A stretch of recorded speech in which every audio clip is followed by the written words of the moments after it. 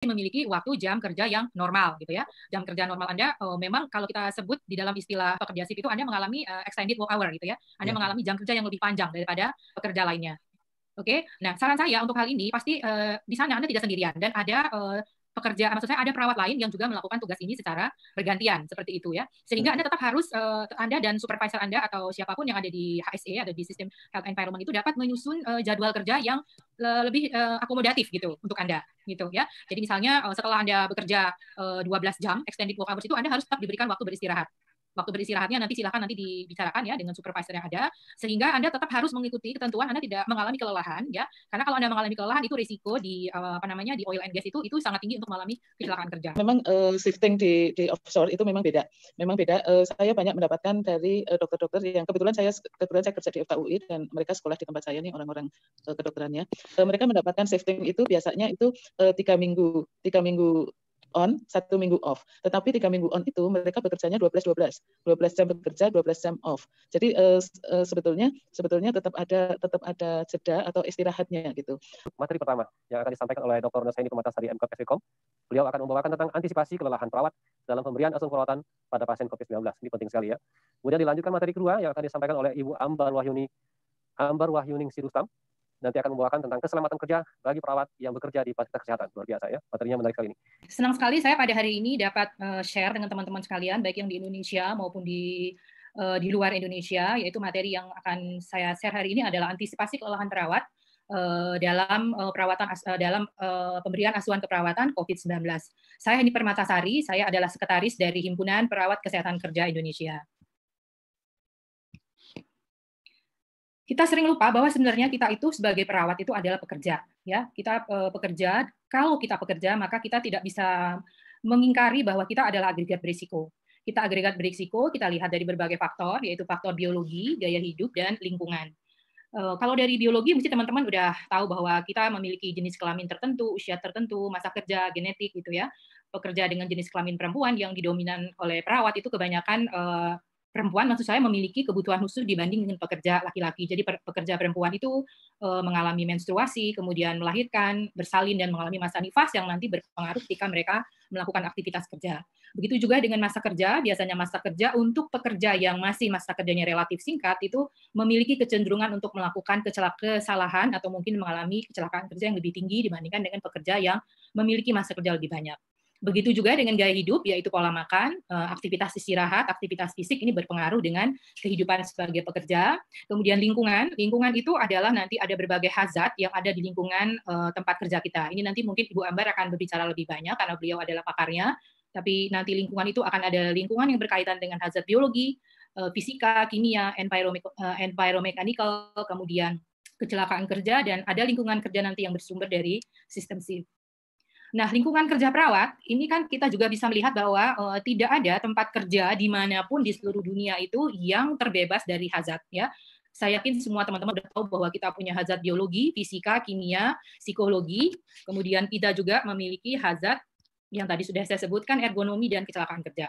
Kecelakaan kerja yang dialami oleh perawat di dunia ini sebenarnya masih sangat tinggi. Data dari WHO itu ada pada tahun 2004 ya, kemungkinan ini pasti akan lebih tinggi lagi. Dari 35 juta perawat itu ada 3 juta yang mengalami needle stick injury gitu ya. Kemudian ada juga yang terpajan dengan virus HIV dan berbagai data lain yang berkaitan dengan masalah kecelakaan kerja yang dialami oleh perawat. Nah, dalam kesempatan ini saya akan membahas lebih banyak tentang perawat dan sistem kerja shift-nya.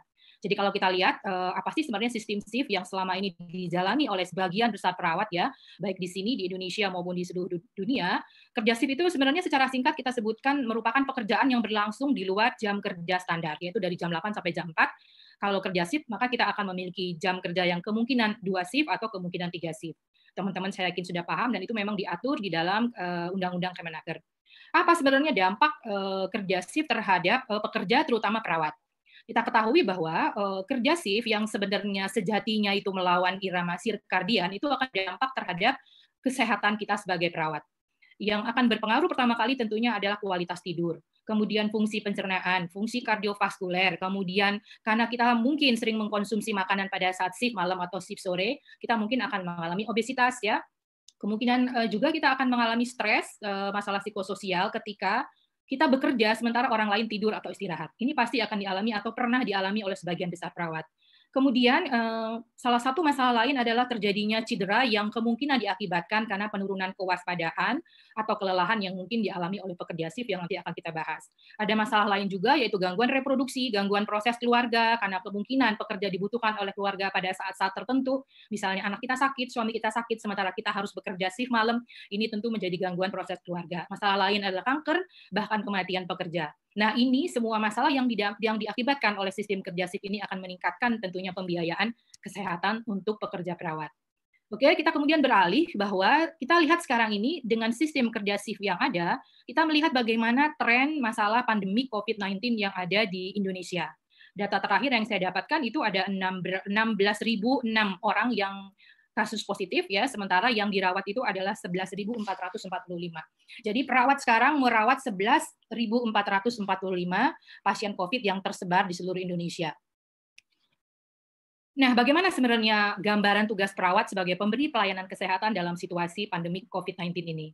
Kita lihat bahwa apa sih sebetulnya asuhan keperawatan yang dilakukan dari masalah COVID-19, masalah kesehatan apa yang akan timbul, yaitu bersihan jalan nafas, ya, gangguan bersihan jalan nafas atau tidak efektifnya bersihan jalan nafas, gangguan pertukaran gas, kecemasan, gangguan ventilasi spontan, risiko shock, gangguan sirkulasi spontan itu akan terjadi dan itu akan dilakukan oleh perawat bagaimana asuhan keperawatannya.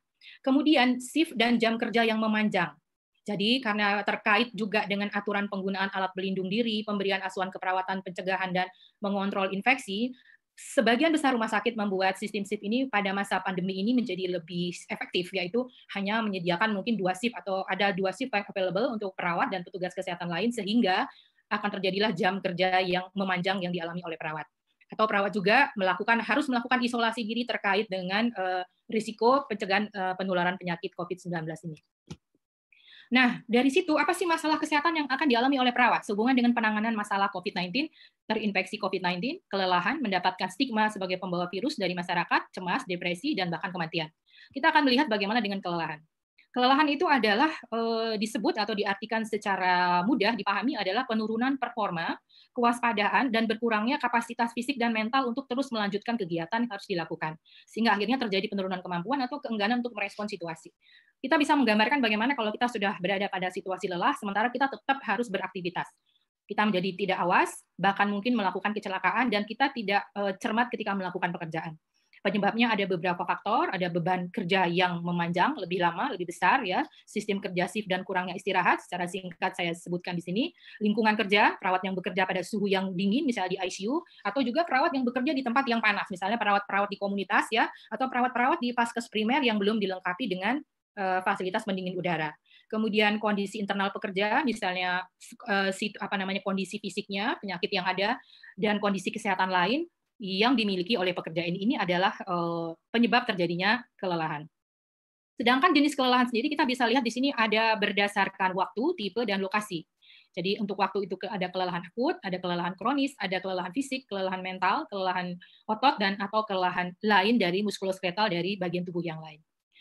Saya yakin sebagian besar teman-teman mungkin pernah mengalami tanda dan gejala kelelahan. Ya, kognitifnya itu kita menjadi kesulitan berpikir jernih, disorientasi, kebingungan, sulit memecahkan masalah, membuat keputusan, ya, gangguan memori, atau nanti ada masalah emosi itu ketakutan, mudah marah, gitu ya, penurunan motivasi, ada takikardi, atau bahkan mungkin akhirnya perawat tidak mampu untuk melindungi dirinya akibat penurunan kewaspadaan tersebut yang diakibatkan oleh kelelahan. Kita bisa mengukur kelelahan. Sebenarnya cara mengukur kelelahan itu ada berbagai cara. Saya tampilkan di sini 4 cara. Yang pertama yang fatigue severity scale. Fatigue severity scale ini dari Krupp ini bisa mengukur kelelahan mulai dari kelelahan fisik, mental, dan bahkan kelelahan sosial. Ada juga alat ukur multidimensional assessment of fatigue. Ada lagi alat ukur yang lebih mengarah mengukur kemampuan psikomotor, yaitu psikomotor vigilantas dan parameter biologis. Yang paling baik ketika kita mengukur kelelahan adalah kita menggunakan berbagai indikator kelelahan ini, baik yang subjektif maupun yang objektif. Nah, ini saya tampilkan contoh yang paling mudah ketika kita akan mengukur tingkat kelelahan seorang pekerja. Kita lihat mulai dari motivasinya, tugas atau pekerjaan yang mampu dia selesaikan, apakah dia mudah merasa lelah, jika dia merasa lelah, apa yang dia rasakan respon dari fisiknya, kemudian apakah kelelahan itu menyebabkan dia menjadi mengganggu pekerjaan, kemudian apakah kelelahan itu nanti menjadi masalah untuk gangguan kehidupan sosial dengan keluarga dan orang lain. Sudah banyak sebenarnya antisipasi yang bisa dilakukan terkait dengan kelelahan perawat, ya. Kalau kita bisa lihat di sini adalah pemenuhan nutrisi, memilih nutrisi yang tepat, seimbang, kemudian menggunakan alat pelindung diri sesuai protokol. Tindakan lain yang dilakukan, misalnya penambahan jenis alat pelindung diri, kualitas ataupun jumlahnya, pemenuhan istirahat tidur, ibadah, ya, melakukan relaksasi otot progresif dan atau olahraga. Pemenuhan nutrisi, APD, dan lain-lain, saya yakin teman-teman mampu melakukan ini. Hanya teman-teman kadang-kadang ya merasa bahwa teman-teman memiliki energi yang banyak, merasa tidak lelah, merasa bahwa saya mampu melakukan ini, padahal sebetulnya teman-teman sudah merasakan kelelahan. Ini nanti penting sekali bagi teman-teman untuk mengidentifikasi seperti apa sebetulnya kondisi kesehatan teman-teman, dan ini nanti akan berkaitan dengan manajemen waktu yang berkaitan pula dengan tindakan asertif. Kita ketahui bahwa kita sebagai perawat, pekerja, dan mungkin ibu rumah tangga, kepala keluarga, kita pasti ketika pulang dari rumah sakit dihadapkan kepada tugas-tugas rumah tangga. Nah, ini yang harus diperhatikan sebaik mungkin, bagaimana pekerja shift bisa mengatur waktu ketika jam istirahat, dia sudah harus beristirahat, dan berkaitan juga dengan tindakan asertif. Kenapa saya bilang tindakan asertif? Tindakan asertif ini sangat penting, ya. Tindakan asertif perawat terhadap kondisi kesehatan diri sendiri untuk memberikan pelayanan keperawatan. Yang pertama adalah kondisi sehat dan perawat mampu menjalankan tugas. Yang berikutnya adalah tidak sehat atau tidak fit dan membutuhkan istirahat atau perlu jeda waktu untuk memulihkan kesehatan. Dan ini membutuhkan dukungan juga dari kepala ruangan dan supervisor dan pihak manajemen rumah sakit, ya. Atau misalnya kita benar-benar memang merasa saat ini saya tidak mampu melakukan tugas ini karena memang saya tidak fit. Bagaimana cara asertif? Tentunya melakukan komunikasi secara asertif dengan kepala ruangan atau supervisor yang terkait. Jadi jangan memaksakan diri dan jangan menambah lagi jumlah korban kita yang jatuh gitu ya.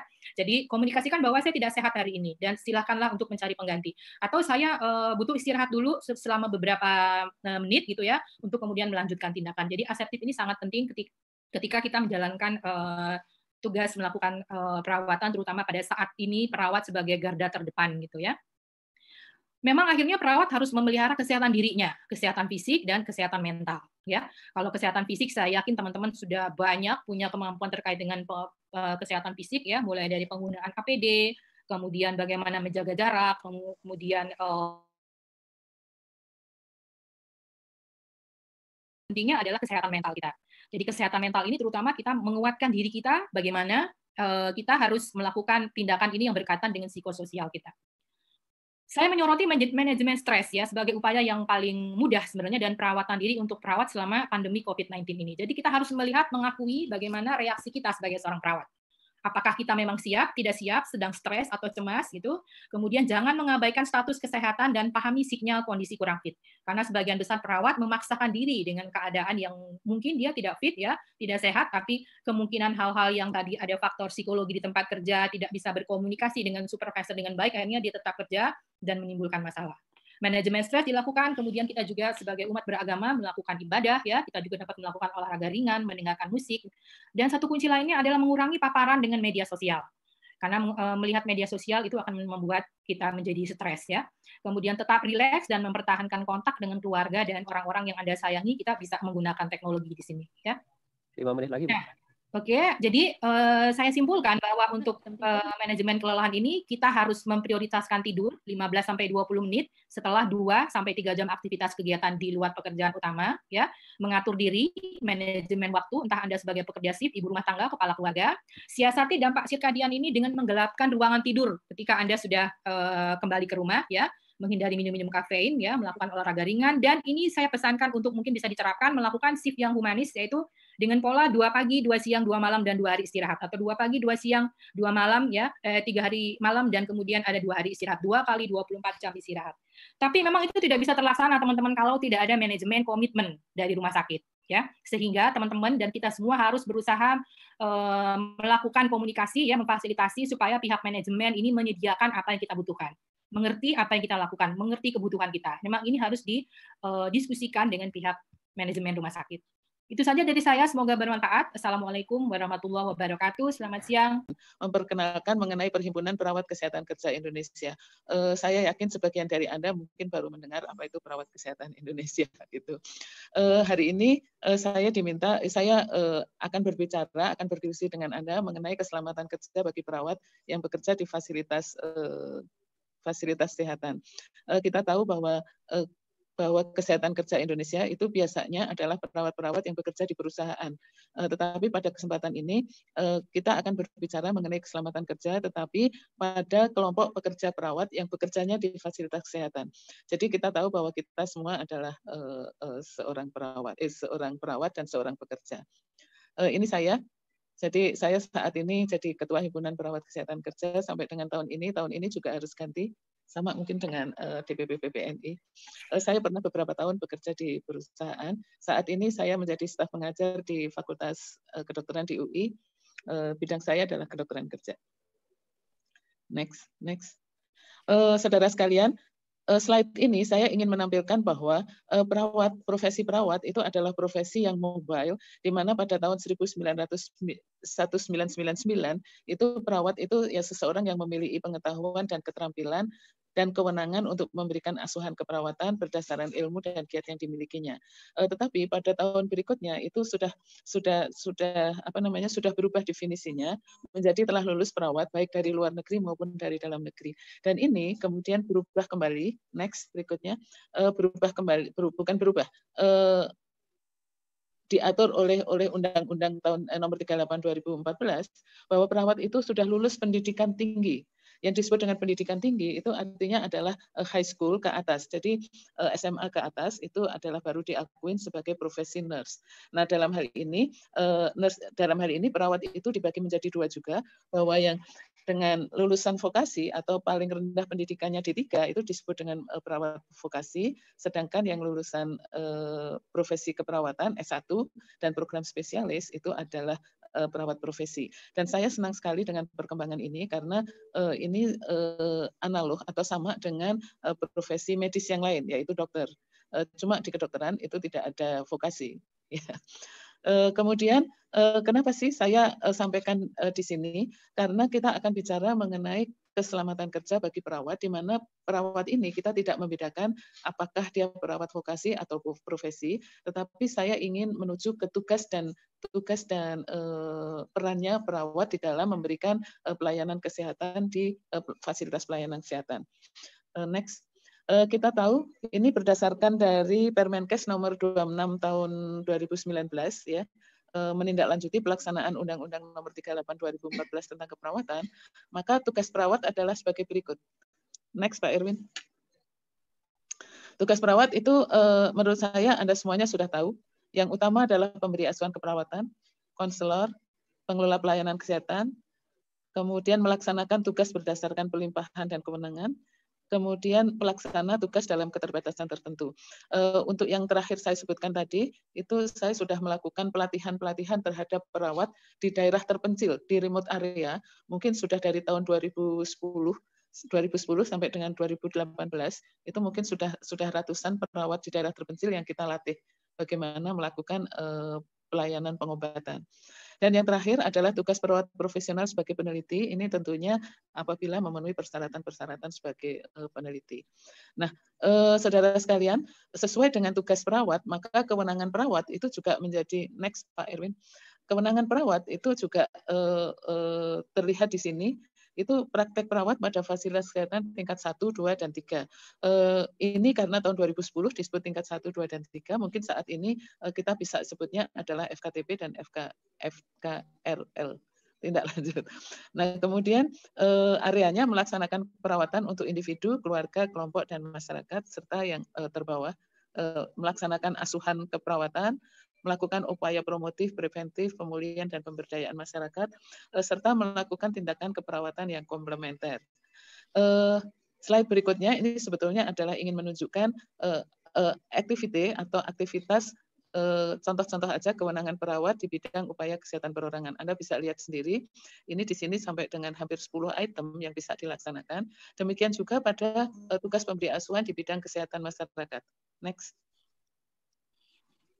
Di bidang kesehatan masyarakat itu sama, ya, hampir ada 12 item yang harus dikerjakan oleh perawat untuk perorangan maupun kesehatan masyarakat. Yang berbeda adalah aktivitas di dalam tindakan keperawatannya. Nah, saudara sekalian, dengan adanya kewenangan dan tugas yang demikian tinggi, maka perawat itu harus sehat. Next, Pak Edwin. harus sehat. Jadi yang pertama kali perawat itu jagalah kesehatan. Ada satu upaya yang Anda bisa tahu apakah Anda statusnya sehat atau tidak, yaitu dengan melakukan medical check up. Namun demikian, perawat itu adalah orang human yang mempunyai risiko kesehatan. Next. Nah, ini adalah beberapa risiko kesehatan yang mungkin akan dipunyai oleh seorang perawat, dan ini juga pasti, yaitu beberapa keadaan yang berpotensi menyebabkan penyakit atau gangguan kesehatan. Kita tidak bisa menghindari faktor risiko lingkungan di rumah maupun di lingkungan pekerjaan. Demikian juga dengan sumber risiko intrinsik yang ada dalam diri kita, yaitu contohnya adalah adanya turunan atau genetik. Salah satu yang kita sudah tahu semua bahwa sampai saat ini disebut genetik itu adalah misalnya ada keturunan diabetes mellitus primer. Kemudian misalnya fisik tubuh, usia dan jenis kelamin. Semakin kita berusia, semakin tambah usia kita, itu kemungkinan risiko kesehatannya akan sedikit menurun. Demikian juga dengan perilaku-perilaku yang kita sebagai human, itu kadang-kadang kita tidak mengikuti pola hidup sehat. Misalnya merokok, kemudian kita mengkonsumsi makanan yang berlebih, kurang tidur, dan seterusnya. Demikian juga dengan lingkungan tempat tinggal. Kadang-kadang kita nggak bisa memilih lingkungan tempat tinggal yang paling sehat yang kita bisa inginkan. Satu hal faktor risiko kesehatan yang mungkin bisa kita intervensi itu adalah faktor risiko kesehatan di pekerjaan. Ya, nanti itu kita bahas. Saudara sekalian, next.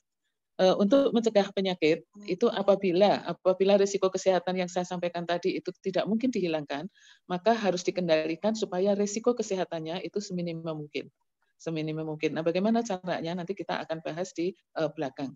Jadi untuk risiko kesehatan kita akan membahas bagaimana cara meminimalkan risiko kesehatan. Satu pesan saya, saudara sekalian, se-Indonesia, teman-teman, yang menurut Pak Irwin itu di atas 900, kemudian yang di YouTube adalah di atas 1000. Anda sebagai pelaksana asuhan keperawatan, nomor 1 adalah sehat. Nah, untuk menggambarkan mengenai faktor risiko pekerjaan, saya ingin menggambarkan permasalahan yang ada. Silahkan Pak Irwin, next. OSHA, ini di Amerika, OSHA itu The Occupational Safety and Health Administration, itu mengatakan bahwa untuk perawat, itu ada 5 area yang hampir seluruhnya itu terkena, yaitu musculoskeletal disease atau penyakit untuk muskuloskeletal. Kemudian di sana itu ada workplace violence atau terjadi pembulian di tempat kerja. Kemudian ada faktor risiko bloodborne pathogen, ini adalah faktor risiko biologis. Demikian juga dengan tuberkulosis. Jadi kita pikir bahwa di Amerika nggak ada tuberkulosis gitu ya. Ternyata itu adalah masalah keempat di nurses di Amerika, yaitu terkena tuberkulosis. Baru kemudian keselamatan kerjanya, yaitu terjatuh, kemudian tertumbuk, kemudian terjadi sesuatu dengan adanya pergerakan. Jadi itu adalah permasalahan yang di Amerika. Nah, ini bisa digambarkan tingginya sebagai berikut. Next, Pak Erwin. Mereka mendapatkan data bahwa 6,8% dari perawat setiap 100 full time itu terkena PAK dan KAK itu kecelakaan akibat kerja, PAK itu penyakit akibat kerja. Nah, dari seluruh kejadian tersebut, unit yang tertinggi itu adalah dari bagian UGD. Dari bagian UGD itu kejadian PAK dan KAK itu sekitar 12,1%. Kemudian terjadi apa yang disebut dengan physical violence atau terjadi perundungan fisik gitu. Itu hampir setiap minggu ada kejadian. Nah, kenapa kejadian itu terjadi? Karena ternyata sebagian besar dari kliennya itu adalah pelaku kejahatan. Ada mental health yang bisa terjadi pada pekerja atau perawat yang ada di Amerika, yaitu adalah problem mental yang akut serta burnout. Saya nggak bisa menggambarkan dalam bahasa Indonesia apa yang disebut dengan burnout. Burnout itu mungkin bosen habis gitu ya. Itu burnout. Jadi saya nggak menemukan bahasa Indonesianya untuk burnout. Nah, itu adalah kejadian yang ada di Amerika. Next. Oh, ini masih sama. Ini juga masih di Amerika. Kalau Anda lihat bahwa di sini di Amerika adalah needle stick injuries. Bagaimana dengan di Indonesia? Dengan di Indonesia, next, Pak. Di Indonesia ini karena saya tidak mempunyai data yang secara nasional, maka saya ambil dari beberapa penelitian dari perawat yang bekerja di rumah sakit. Dari beberapa penelitian yang saya bisa satukan, ternyata adalah bahaya terbesarnya adalah tindakan memasang infus berupa tertusuk jarum. Jadi needle stick injuries itu paling tinggi menjadi masalah di Indonesia. Kemudian terpapar dengan darah pasien. Jadi terpapar dengan body fluid dari si pasien. Hal yang lain yang terjadi yang nomor 3 adalah musculoskeletal disease tadi karena posisi tubuh yang salah. Demikian juga dengan paparan biologis yaitu hepatitis virus. Jadi hepatitis B itu menjadi salah satu masalah yang ada di Indonesia, di mana hari ini digambarkan dengan status HBsAg. Low back pain itu merupakan keluhan untuk penyakit yang kronik yang terjadi pada perawat-perawat di Indonesia, di mana menurut angka konsekuensi itu angkanya berkisar di 5 dan 6. 5 dan 6 dari 10 skor, ya, sehingga ini menjadi mutlak harus dikendalikan. Next. Saudara sekalian, ini saya mengambil beberapa penelitian dari beberapa rumah sakit. Ini rumah sakit yang ada di Malang. Jadi kalau kita lihat di sini, di gambar ini, bahwa kecelakaan kerja pada perawat itu terjadi pada 45,5% dari yang diamati, dan itu dikarenakan oleh tindakan yang tidak aman. Tindakan yang tidak aman itu artinya adalah perilaku yang tidak aman, bukan kondisi yang tidak aman, tetapi adalah perilaku yang tidak aman. Atau perilaku yang tidak aman itu kita sekarang menyebutnya adalah perilaku yang tidak terstandar. Jadi tidak ngikutin standar gitu maksudnya. Next. Pada rumah sakit yang sama, ini terjadi 30,3% itu perawat di rumah sakit tersebut mempunyai gangguan muskuloskeletal. Nah, gangguan muskuloskeletal yang terjadi itu adalah pada nyeri pinggang, leher, bahu, pergelangan tangan, dan juga lutut. Nah, kenapa kok ini bisa terjadi pada pinggang, pada leher, pada bahu, pada tangan, pada kaki, dan lutut? Ini sesudah ditrace, itu ternyata mereka melakukan, atau perawat itu bekerja pada posisi yang sama dalam waktu yang lama, pada saat dia memandikan pasien, memasang infus, mengangkat pasien yang gemuk, memindahkan pasien ke kursi roda, berangkat, dan lain-lain. Kalau saya melihat gradasi tadi, gradasi dari profesi perawat profesi atau perawat vokasi, ternyata yang terjadi di perawat ini adalah menyeluruh. Jadi ada perawat vokasi, ada juga perawat profesi, di mana keduanya angkanya seimbang. Gitu. Kemudian next.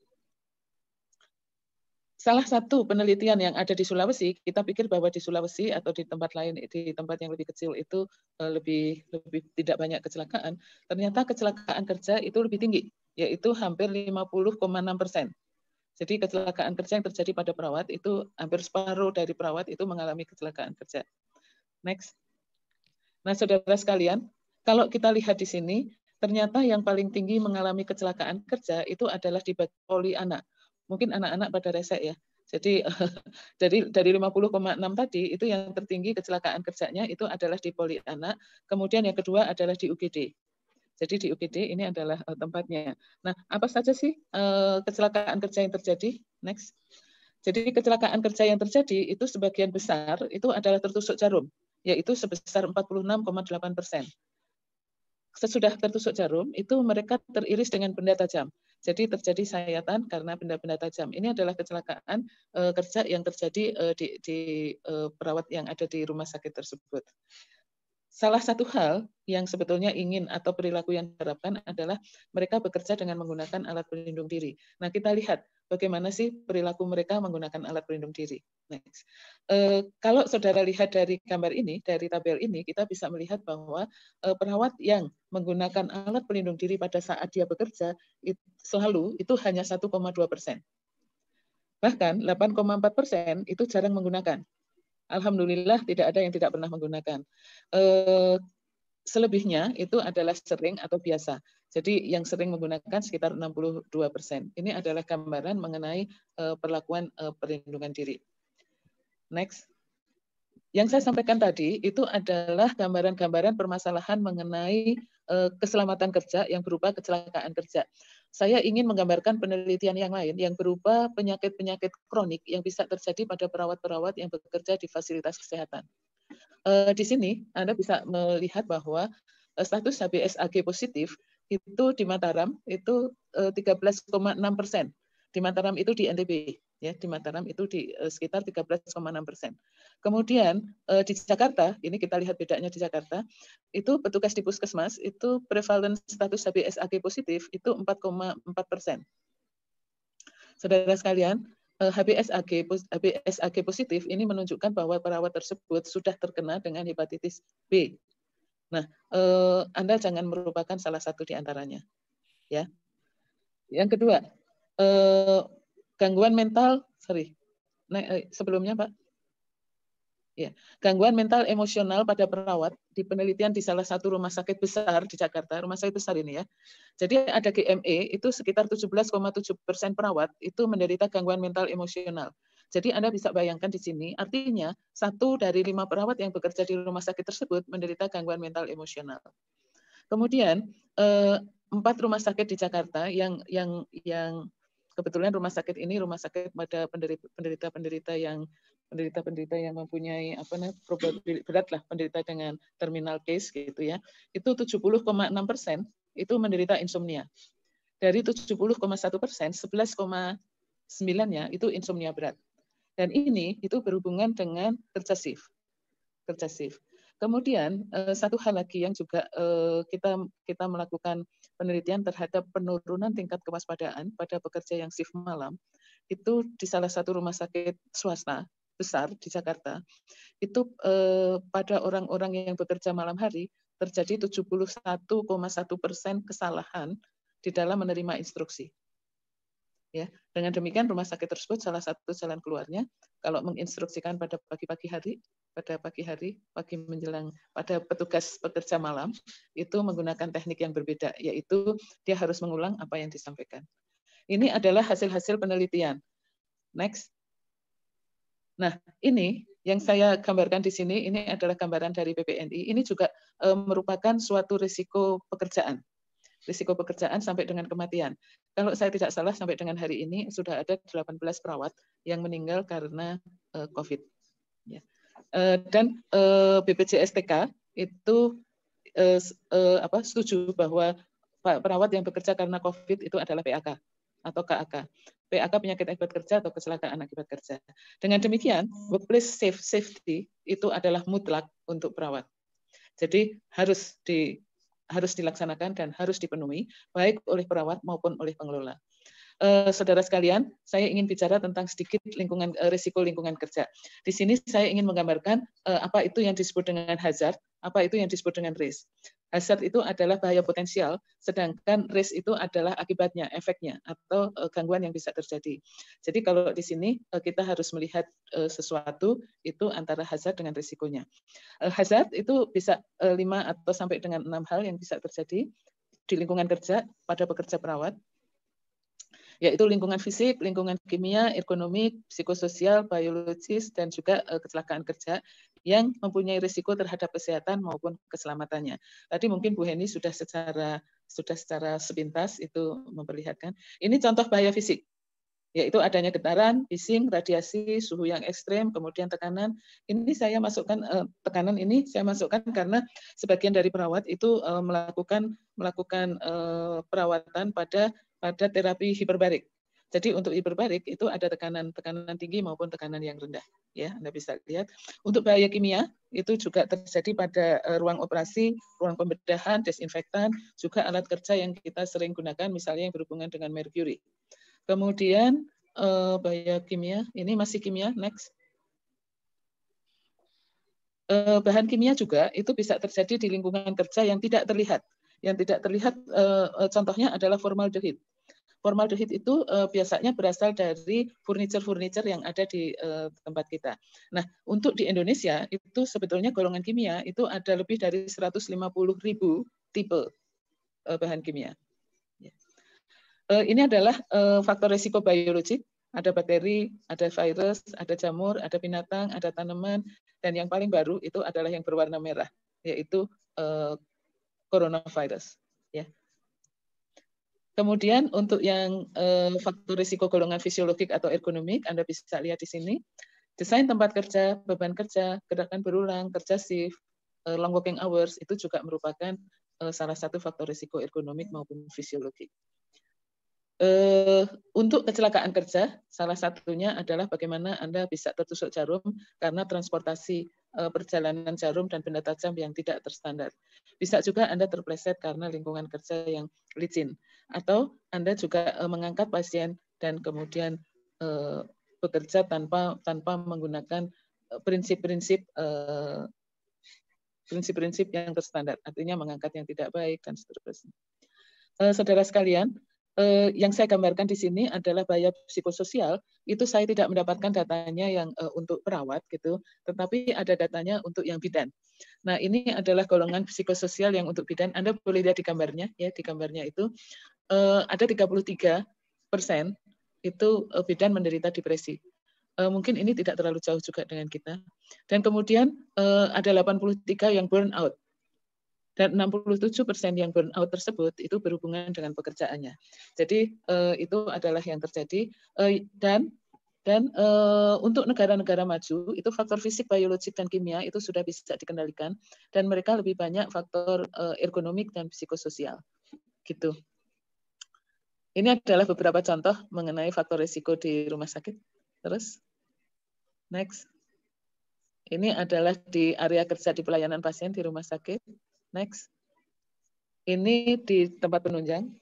Yang saya ingin gambarkan di sini adalah dimanapun Anda berada, itu faktor risiko pekerjaan atau faktor risiko lingkungan kerja itu ada di sekitar kita, di sekitar pekerjaan Anda.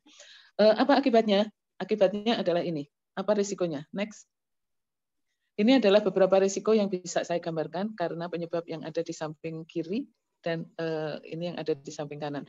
Misalnya, tuli akibat bising, dehidrasi, gangguan ginjal, kanker, katarak, white finger syndrome itu bisa. White finger syndrome itu karena vibrasi, ya, karena vibrasi. Ini adalah kalau penyakit akibat pajanan fisik. Kemudian penyakit akibat bahan kimia. Next. Kalau Anda bisa lihat bahan kimia yang banyak digunakan di rumah sakit atau di fasilitas kesehatan, itu contohnya adalah klorin maupun bensin, itu bisa menimbulkan penyakit akibat kerja seperti berikut: anemia aplasti misalnya, leukemia, kanker paru, mesotelioma, kemudian terjadi iritasi pada saluran pernafasan maupun dermatitis kontak. Ya. Dan ini banyak terjadi. Kemudian akibat pajanan biologis itu misalnya adalah TB, kemudian hepatitis B, C, HIV, flu, campak, dan juga berbagai penyakit kulit karena jamur. Yang terbaru adalah akibat biologis itu adalah meninggal karena pajanan COVID, coronavirus. Ya. Jadi kalau kita lihat yang meninggal, namun demikian alhamdulillah yang meninggal tenaga keperawatan lebih sedikit dibandingkan dengan tenaga dokter. Maaf ini. Gitu ya. Nah, kemudian untuk ergonomi dan sosial, itu ternyata yang terbanyak adalah nyeri punggung bawah. Kemudian carpal tunnel syndrome. CTS itu terjadi pada tangan karena gerakan yang berulang. Satu hal lagi yang sering terjadi itu yang disebut dengan frozen shoulder. Frozen shoulder itu kekakuan pada daerah bahu. Kekakuan pada daerah bahu atau nyeri bahu. Itu adalah penyakit-penyakit akibat kerja. Namun demikian, next. Ada satu hal yang barangkali tidak teridentifikasi karena ini agak sulit diidentifikasi, yaitu terjadinya perubahan irama sirkadian. Tadi Bu Heni sudah menyebutkan bahwa karena kerja shift maka terjadi perubahan irama sirkadian. Nah, perubahan irama sirkadian itu bisa terderita karena paparan kerja shift pada perawat yang bekerja di rumah sakit maupun fasilitas kesehatan yang biasanya ditandai dengan gangguan pola tidur, gangguan tidur. Yang bisa terjadi adalah gangguan tidur. Next. Selain dari penyakit akibat kerja tadi, risiko kecelakaan kerja itu bisa digambarkan di sini. Jadi Anda lihat di sini penyebab langsungnya itu adalah perilaku yang tidak terstandar dan kondisi yang tidak standar. Itu adalah penyebab langsung terjadinya kecelakaan. Gambarnya itu tertusuk jarum, itu adalah karena unsafe act. Ya. Tetapi ada satu hal yang disebut dengan penyebab tidak langsung, yaitu kondisi mental pekerja dan kondisi fisik pekerja. Dalam hal ini, kondisi mental dan kondisi seorang perawat itu sangat berpengaruh terhadap terjadinya kecelakaan kerja pada perawat yang bekerja di fasilitas kesehatan, misalnya rumah sakit maupun fasilitas kesehatan yang lain. Next. Nah, saudara sekalian, ini adalah upaya pencegahan dan pengendaliannya, di mana next. di mana kita menggunakan prinsip kita menggunakan prinsip bahwa bahaya potensial yang high risk kita harus turunkan dengan yang low risk. Caranya, contoh yang ada di gambar ini adalah bahaya potensialnya ya. Jadi bahaya potensialnya misalnya singa gitu. Maka singanya itu kalau kita lepasin aja tanpa pengendalian, itu menjadi high risk untuk seorang perawat. Tetapi kalau singanya dikurung, itu tidak menjadi risiko rendah bagi seseorang, bagi perawat. Tetapi ada juga yang mengatakan bahwa faktor risiko yang tidak bisa dikendalikan. Faktor risiko yang tidak bisa dikendalikan itu adalah orangnya yang dikurung, singanya dilepas. Jadi kalau contohnya misalnya di taman safari gitu kan ya, kita kan yang dikurung di dalam, di dalam mobil. Jadi di dalam mobil kemudian bahaya potensialnya dia bebas berlalu lalang. Kenapa ini bisa terjadi? Karena terkadang itu faktor kesehatan dan keselamatan kerja tidak bisa dikendalikan. Yang ini adalah yang bisa kita kendalikan. Yang ada gambaran di sini. Faktor yang mempengaruhi kesehatan dan keselamatan kerja ini sebetulnya hal-hal yang bisa kita kendalikan. Saya rasa saya nggak usah mengulang ini karena tadi ini sudah dijelaskan oleh Bu Heni pada pembicara yang sebelumnya. Saudara sekalian, ini adalah upaya pencegahannya. Upaya pencegahannya yang ada di sini, kalau saudara bisa lihat, ini adalah upaya pencegahan primer, sekunder, dan tersier. Kenali risiko, itu adalah primer. Menggunakan SOP, itu adalah upaya pencegahan primer. Kemudian layout ruangan, poster atau pengingat, kemudian edukasi atau penyuluhan-penyuluhan pada tenaga perawatan, itu adalah upaya pencegahan primer untuk tidak terjadi penyakit akibat kerja maupun kecelakaan akibat kerja. Yang sekunder itu adalah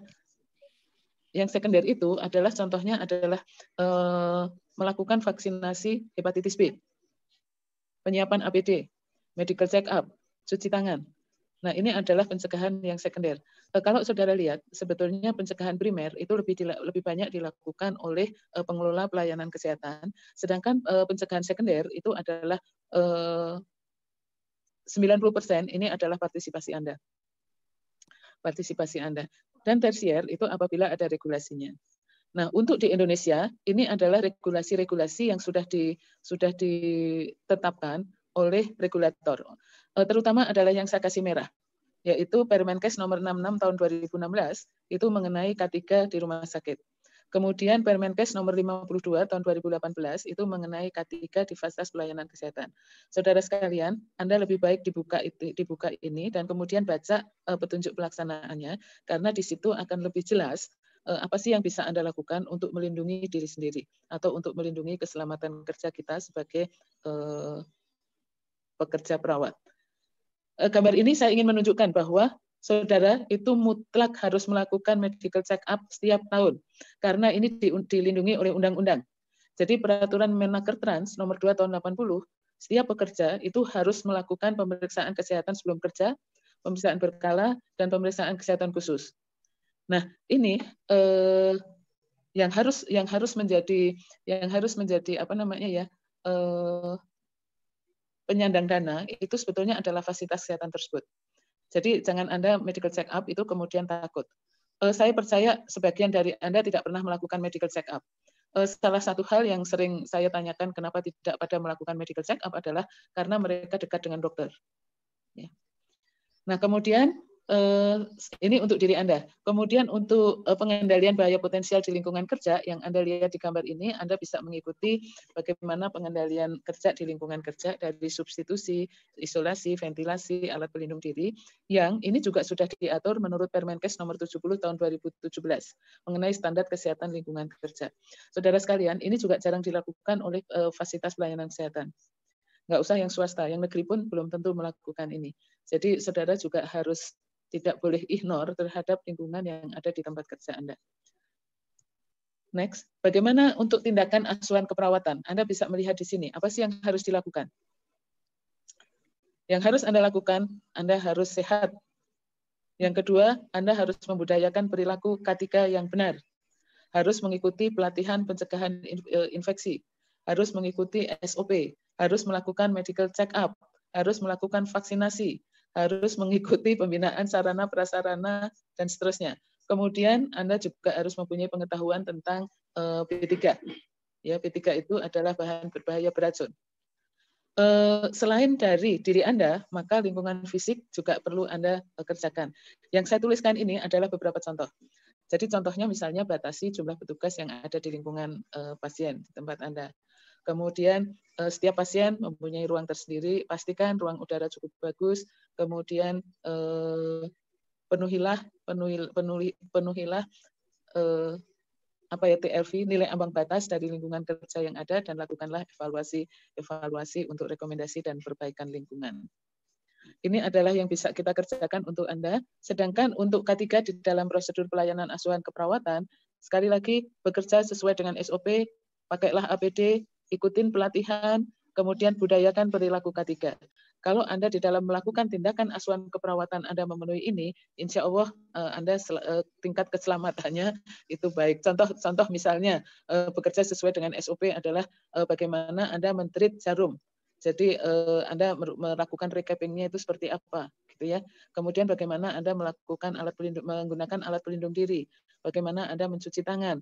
Ini adalah yang sangat penting digunakan. Jadi marilah kita bekerja dengan cara kerja yang aman untuk diri kita sendiri juga, ya. Ini adalah standar K3 di Vaskes, ini terutama adalah untuk pengelola. Jadi sebetulnya Anda melakukan tindakan keselamatan kerja itu harus bersama-sama antara Anda dengan pengelola. Nah, ini untuk Vaskes, ini di Permenkes 52 2018, sedangkan untuk yang di rumah sakit itu adalah di Permenkes nomor 66. Next. Nomor 66. Saudara sekalian, jadi kesimpulannya adalah perawat itu berhadapan dengan bahaya potensial di tempat kerja dan sangat berisiko terhadap kesehatan dan keselamatan Anda. Tetapi risiko di tempat kerja ini bisa diminimalisir. Nah, peran aktif perawat sendiri dan pengelola fasilitas pelayanan kesehatan di dalam melakukan pengendalian lingkungan kerja itu sangat diharapkan. Pemerintah atau dalam hari ini Kemenkes itu telah menyiapkan standar-standar yang bisa diikuti. Jadi Anda bisa melakukan di sini. Next. Wassalam dan terima kasih. Tetapi di belakangnya saya masih menyertakan ada tiga slide itu merupakan referensi, saya lupa nulis, merupakan alat ukur yang bisa digunakan kalau Anda ingin melihat bahaya potensial di tempat kerja Anda, yaitu contohnya Anda bisa menggunakan tools brief survey analysis, kemudian Anda juga bisa menggunakan Rula atau Reba, dan satu lagi itu adalah Anda bisa menggunakan body discomfort map. Jadi ini Anda bisa pelajari, mungkin Anda bisa cari dari literatur elektronik. Sampai di sini, saudara sekalian, terima kasih Anda sudah mendengarkan kami berdua, Bu Heni dan saya, dan Anda sudah sabar sampai dengan jam 3.30.